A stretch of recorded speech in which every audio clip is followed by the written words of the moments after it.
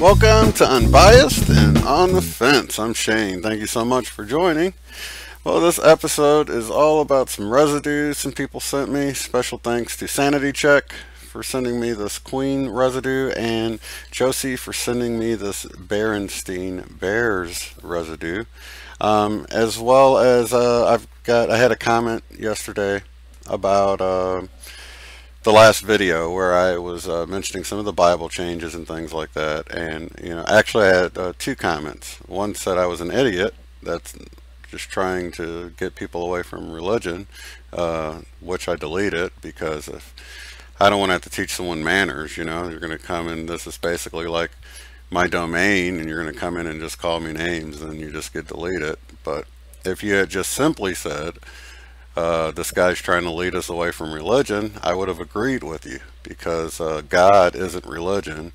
And so the other comment I had was from someone who had a constructive comment about how their views differed from my views, and I appreciate those. In fact, it took me back to a time when me and my best friend would spend hours just debating over the Bible and what some of the things meant, and just doctrine in general, and we had a blast, but we had a love and a respect for one another that, we didn't get angry, and we certainly didn't call each other names.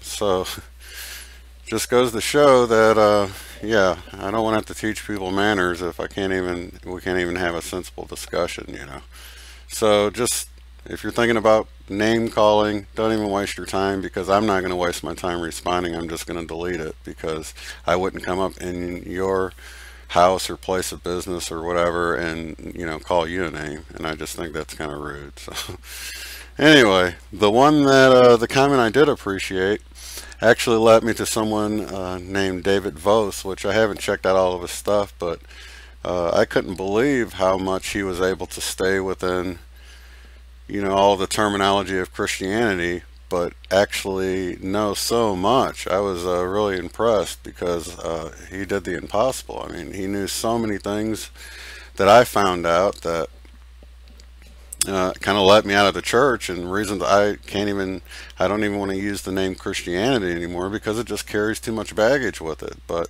I guess he feels a little differently about it. Of course, I'm sure I don't agree with everything he has to say, but he certainly had a lot of great information, and he's certainly a lot closer to the truth than mainstream Christianity, and certainly a lot closer than doctrine. But to the residue, let's go to that first, because I love residue. And Insanity Check, thank you so much for sending this. This is awesome, because here's an actual album. He said he's going to have an actual record player here in a few weeks, so he's going to check it out and see if it says it in the on the record itself. And but here it is. Let's see, right here, the lyrics on the actual record album cover, because we are the champions of the world. Huh, that's amazing. So yeah, this comes right off of the LP, or the the full record album. And then the other one from Josie, I do appreciate you sending this over. Here we see the book Berestein Bears, but look at the old VHS tape. Berenstein. That's awesome. So thank you, Josie, for sending that over. This is an awesome find, and even for someone who's, well, they probably photoshopped it. Look at the it's so old, it's got this texture on there that would have made it difficult to, I mean, anybody can do anything, but you can see it looks authentic. I know Josie didn't actually Photoshop it, so. But let's see what we got next here. Oh, that was I had the comment to make with the person that left the idiot comment. Even within your own doctrine, you can look up Matthew 5:22 if you call yourself a Bible believer. And whosoever shall say to his brother, Raka, shall be in danger of the council. Well, Raka, that means, that's basically like the way you just called me an idiot. So, I mean, even within your own doctrine, maybe you should take a look at what you believe and at least stick to what you say you believe, right? Alright, so with the other comment, the comment was about hell, which I looked for it, but there is so much fear-based information for hell. See, I kind of had baby steps with the whole hell thing. I I went through different denominations. I think the final one that was a big step backwards from the whole idea of hell was the Seventh-day Adventist Church, where the guy's name was Doug Batchelor. Matter of fact, I looked him up, and I could have swore his name was spelled Bachelor, like you spell bachelor, but now it's got a T in there, like Batchelor, which I thought, that looks weird, but I can't say for sure it's a Mandela effect, but man, that sure was weird when I saw it, because I was almost certain it was spelled just like Bachelor, without a T. But anyway, yeah, he had lots of stuff that would point towards the fact that the Bible would say things like, you know, people aren't in hell right now, and that hell is being consumed rather than burning forever and ever, and that's within the Seventh-day Adventist Church. So I don't know if the whole church thing, I know he was a well-known, he had the whole Amazing Facts show, and a well-known Seventh-day Adventist, and I really appreciated his teaching back in the day. I loved it because he always made it fun, but he would point out how the Bible was not saying there's this eternal torment going on or whatever.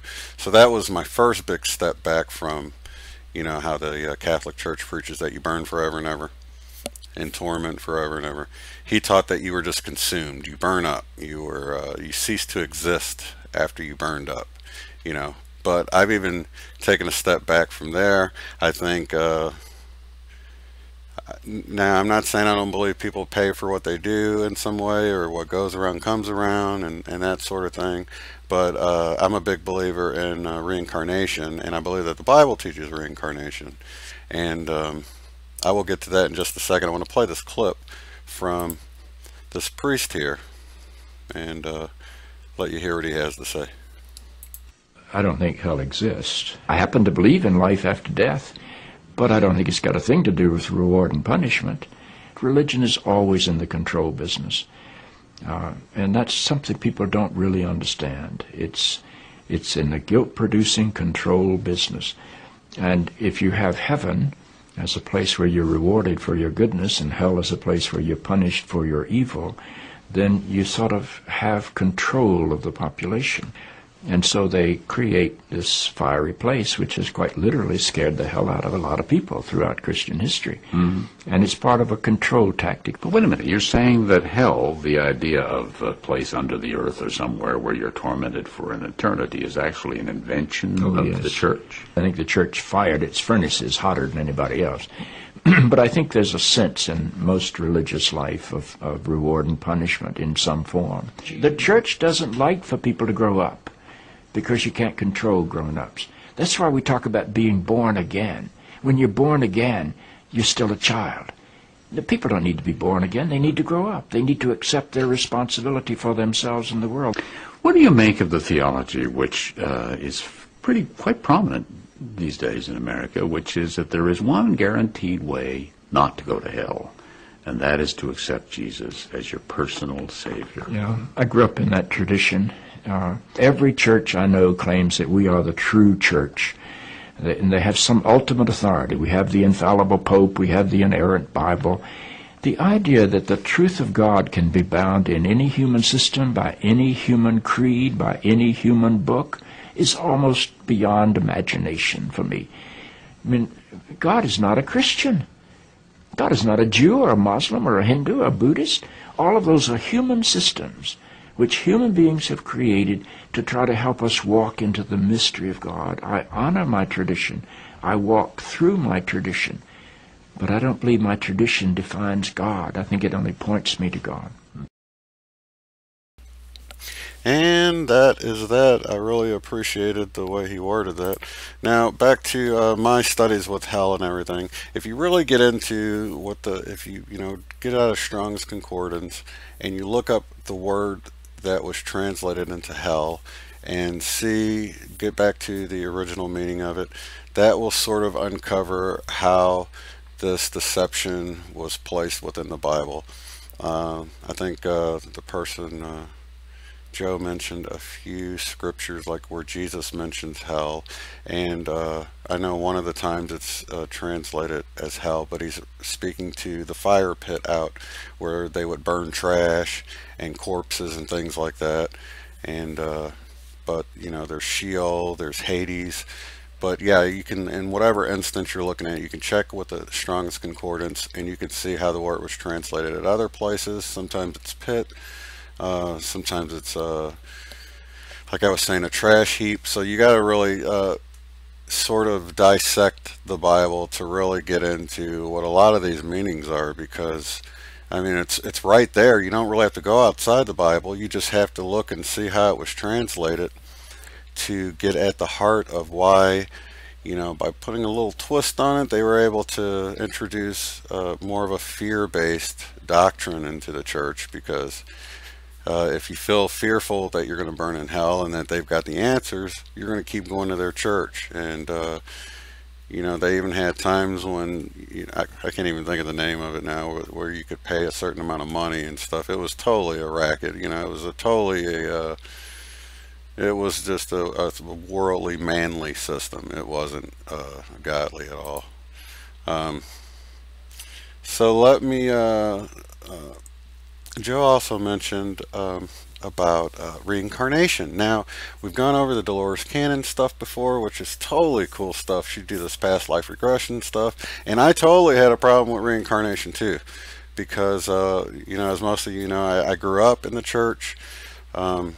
And I know that what the Bible means to Christians. So I like to show this stuff just from within the Bible, because I know, there's no other authority for most Christians. If you don't show them it in the Bible, then they won't be convinced. And the cool thing is, most of the stuff is in the Bible. It was just presented in a way that sort of had you looking on the left when something passed you on the right, or it was they told you what to believe.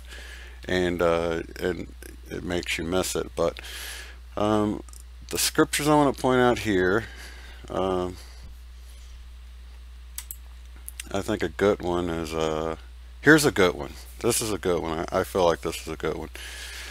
In John chapter 9 verse 1, and Jesus passed by, he saw a man which was blind from his birth, and his disciples asked him, saying, Master, who did sin, this man or his parents, that he was born blind? Jesus answered, Neither hath this man sinned, nor his parents, but that the works of God should be made manifest in him. Now, I had read this a bunch of times, but I never really put two and two together, which a lot of people probably don't. Why would his disciples ask him if the man sinned if he was born blind? Right? If you're born blind, then that means if the man himself had sinned, it would have been from a previous life that he was born blind, because of a previous life. That's what they were asking.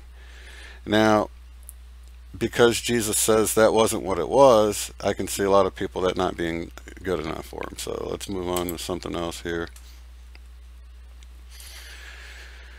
And let's see, we're in Matthew chapter 17, and we're going to go down to 10.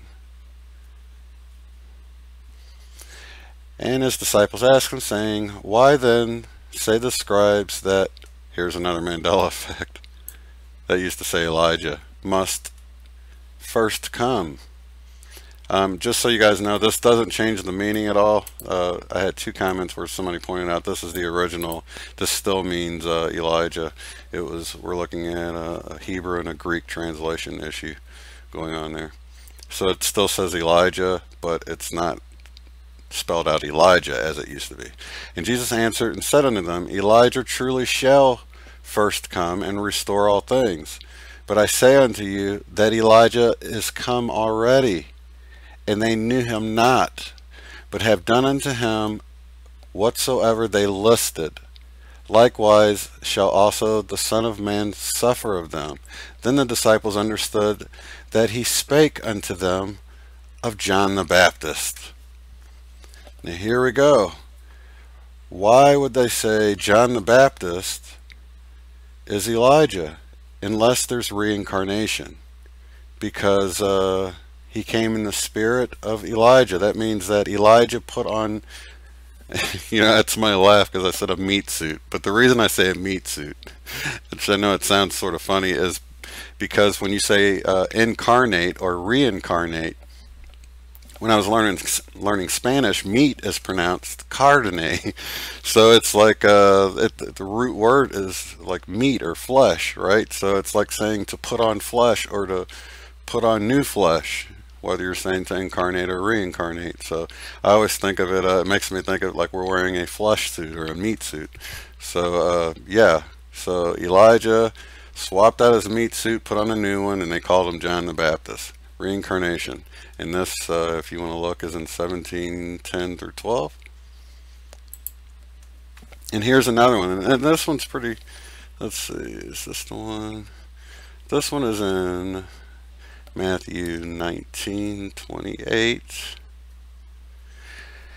Okay, this one's going to get into looking at the words a little bit deeper. But here we say, here we have, Jesus said unto them, Verily I say unto you, that ye which have followed me in the regeneration, when the Son of Man shall sit in the throne of his glory, ye also shall sit upon 12 thrones, judging the 12 tribes of Israel.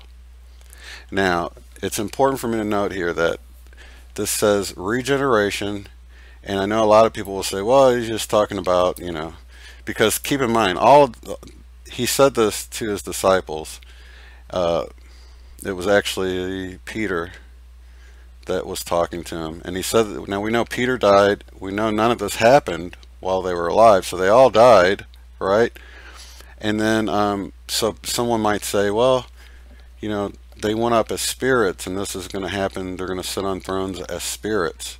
But he says in the regeneration, regenerate, your spirit never dies, never needs to be regenerated. And then we look at this word, the root word, generation.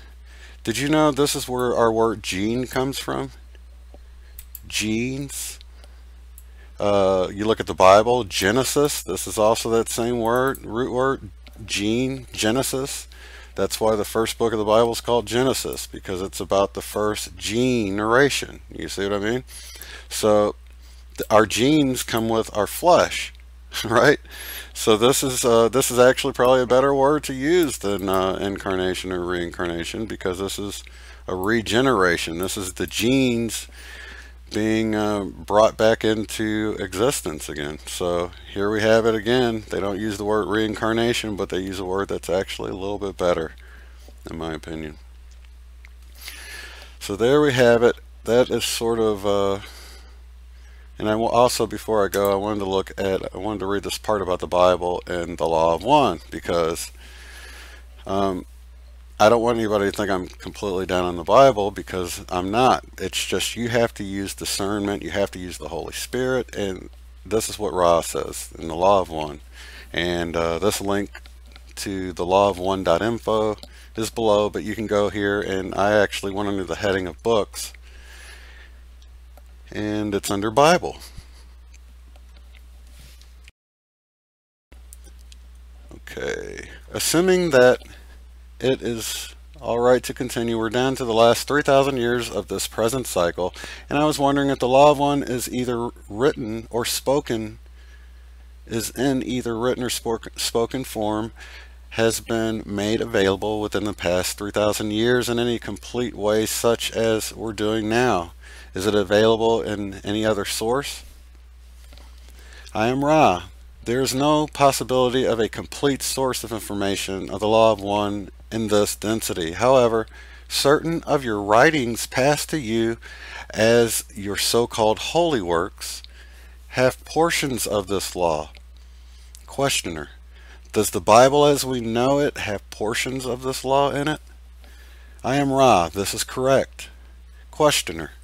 Can you tell me if the Old Testament has any of the law of one? I am Ra. This is correct. Questioner. Which has more of the law of one in it, the Old Testament or the New Testament? I am Ra. Withdrawing from each of the collections of which you speak, the portions have to do with the law of one. The content is approximately equal. However, the so-called Old Testament has a larger amount of negatively influenced material, as you would call it. Questioner, can you tell me about the percentage? Tell me what percentage is Orion influenced in both the Old and New Testaments? Ra, we prefer that this be left to the discretion of those who seek the law of one. We are not speaking in order to judge. Such statements would be construed by some of those who may read this material as judgmental. We can only suggest a careful reading and inward digestion of the contents. The understandings will become obvious. And they do talk in a few other places about doom and gloom, where it talks about things like, I brought this up in another video where it was talking about messages of doom, like, and that's one of the things that I came across with David Vose, David Vose, I guess his name is, where it talks about different prophecies.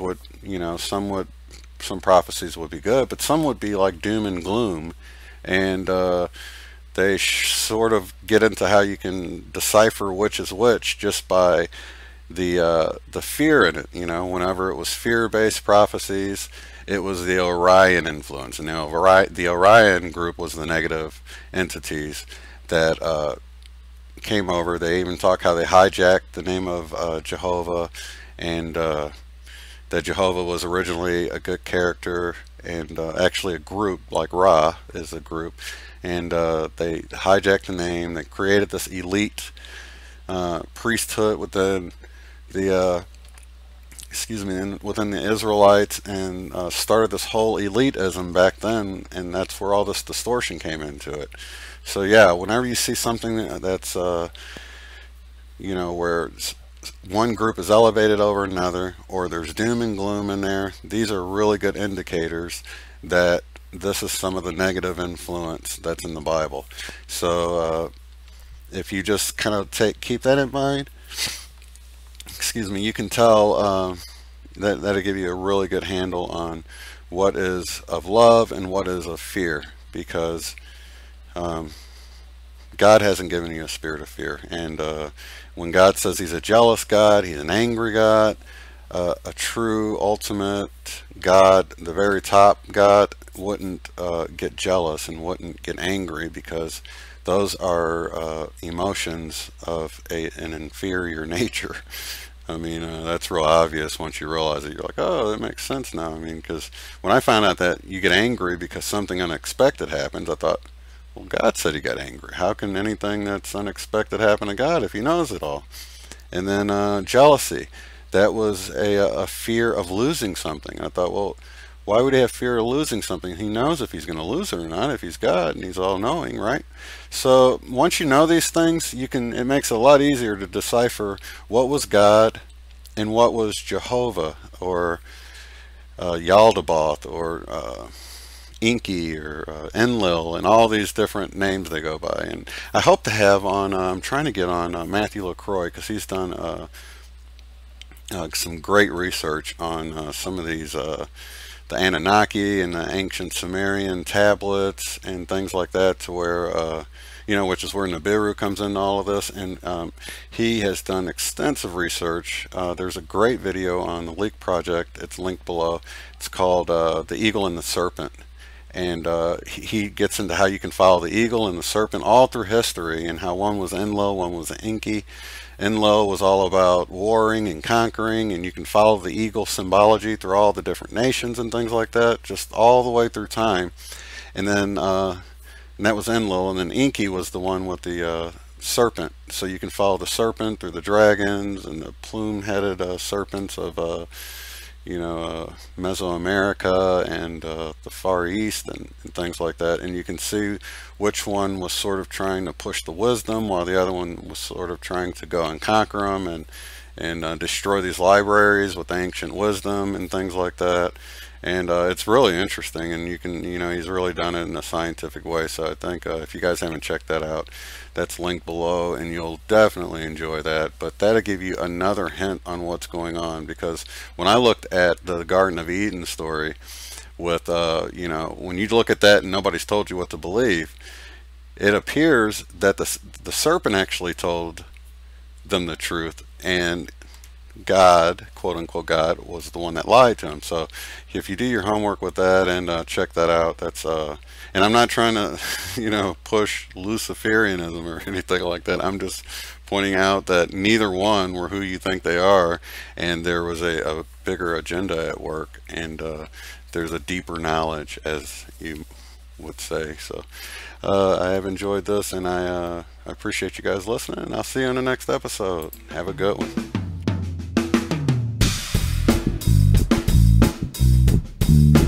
Thank